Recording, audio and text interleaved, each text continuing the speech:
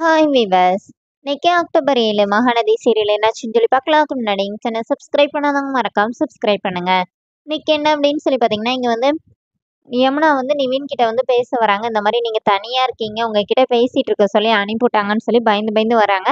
அப்போ உடனே நிவின் என்ன சொல்கிறாருன்னா, என்னவா இருந்தாலும் நைட்டு நான் உங்ககிட்ட அந்த மாதிரி பேசியிருக்க கூடாதுன்னொடனே இப்போ யமுனா என்ன சொல்கிறாங்கன்னா, அது பரவாயில்ல, நீங்கள் அதுக்குனாச்சும் என்கிட்ட பேசுனீங்களே, எனக்கு அதுவே வந்து ரொம்ப சந்தோஷமா இருக்குது அப்படின்னு சொல்கிறாங்க. அப்போ உடனே நிவின் வந்து இதெல்லாம் யாருக்குள்ளதா அப்படின்னு சொல்லி கேட்குறாரு. இந்த மாதிரி காவேரி அக்கா தான் அவங்களோட நகையை கொடுத்தாங்க, அம்மா வந்து செஞ்சு தர வரைக்கும் இதை போட்டுக்க சொன்னாங்கன்னொடனே, இதெல்லாம் இப்போ யார் கேட்டா, நானா இதெல்லாம் எதிர்பார்க்குறவன் இல்லை, இதை முத போய் கொடு அப்படின்னு சொன்னோடனே இப்போ நிவின் பக்கத்தில் உட்காந்து நிவின் என்ன சொல்ற நிவின் பக்கத்தில் வந்து யமுனா வந்து உட்காடுறாங்க. அப்போ நிவின் என்ன சொல்றாருன்னா, என்னால் உன்னை ஏற்றுக்க முடியுமான்லாம் எனக்கு தெரியல அப்படின்னு சொல்லிட்டு ரெண்டு பேருமா பேசுறாங்க. இப்போ யமுனா என்ன சொல்றாங்கன்னா, நீங்க என்னை ஏற்றுக்கவே மாட்டேன்னு சொல்லலைல்ல, கண்டிப்பா என்ன நிச்சயம் ஒரு நாள் நீங்க ஏத்துக்குவீங்க அப்படின்னு சொல்லிட்டு இப்ப நிவின் வந்து அந்த நகை வேணான்னு சொன்னனால வேகமா வீட்டுக்குள்ள வந்து கழட்டுறாங்க. ஏன் என்னடி பண்றன்னு சொல்லிட்டு எல்லாரும் கேக்குறாங்க.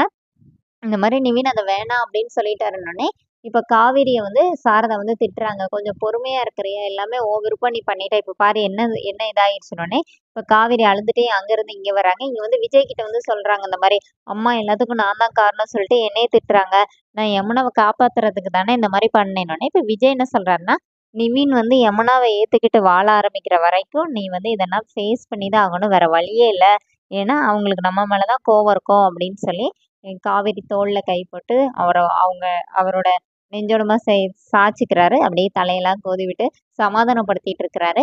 இங்கே என்ன ஆகுதுன்னா, குமரன் போய் 1000 ரூபாய் எடுத்துட்டு வர்றாரு சொல்லிட்டு கங்கா திட்டிட்டு இருக்கிறாங்க.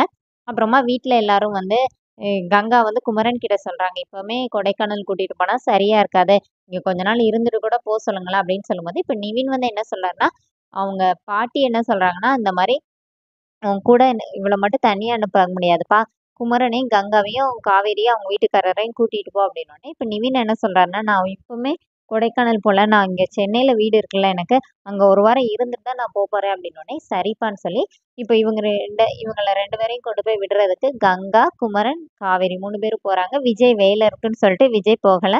இவங்க எல்லாரும் கார்ல ஏறி போறாங்க. அதோட என்னோட எபிசோட் ரன் பண்ணிட்டாங்க. நாளைக்கு என்ன அப்படின்னா, இவங்க சென்னையில அந்த வீட்டுக்கு போகும்போது அங்க ராகினி, அஜய், பசுபதி, அவங்க அம்மா, நிவினோட அம்மா எல்லாருமே இருக்கிறாங்க.